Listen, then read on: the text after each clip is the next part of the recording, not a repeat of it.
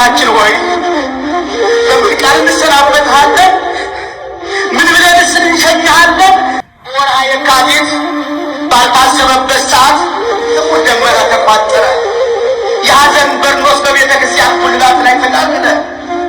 እድሜ ዘመኑን በድንግልና ፍኖተ ሕይወቱን በብሕትውና ያሳለፈ ኃይለ መንፈስ ቅዱስ በሕይወቱ ያረፈ ፈቃደ ሥጋን ከልቡናው ያረገፈ ለዓይን የሚያሳሳ የእግዚአብሔርን ትርግና የሚያወሳ የሕዝብን አንጀት የሚያርስ የእግዚአብሔርን ስም የሚቀድስ ከልቡ ጥቂት ከአንደበቱ ሐሰት የማይገኝበት ሐቀኛ የግንባር ሥጋ ለዚህ ዓለም ኑሮ የማይሸነገር ለምኞቷ የማይደለል እንደ ወላድ አንጀት ላዘኑ ለተቸገሩ የሚንሰፈሰፍ ለምድራዊ ክብር የማይሸነፍ አስተምሮ አመስጥሮ የማይጠግብ በስብከት ማይበር ሲናት ሲንከራተት የኖረ ውድ ልጇ ዘላለም ላይመለስ አሸነፈ።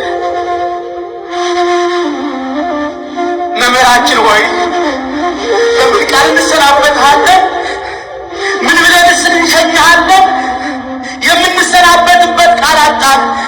ምንም እንኳን ሞትህ ክብርህ ጉዞ ወደ ፈጣሪ መሆኑን ብናውቅም ወደ ብርሃናማው ዓለም መሄድህን ብናምንም ሳንጠግብህ እንደሳሳንልህ ድንገት ሳናስበው መለየትህ በላያችን የጨለማ በርኖስ የተደፋብን ሆነና ዛሬ መሰናበቻ ቃል አጣን። ይነጋል ይላሉ፣ መቼ ይነጋና እያደር ይመሻል። ወዳጅ ወዳጆቹን እያየ ያሸሻል እንዲል ያገሬ ሰው። ከምርቱ ግርዱ ከስንዴው ክርዳዱ በበዛበት ከዓመፅ ብዛት የብዙ ሰዎች ፍቅር እንደ ጉም በተነነበት መከዳዳት መሸነጋገር እንደ ክብር በሚታይበት በዚህ ብኩን መጻጉ ዘመን ያላደፈች ነፍስህን በጊዜ ሰበሰባት። ወዳጆቼ የአንዳንድ ሰው ሕይወት ሥጋ ወደ መቃብር ሲወርድ ያበቃል።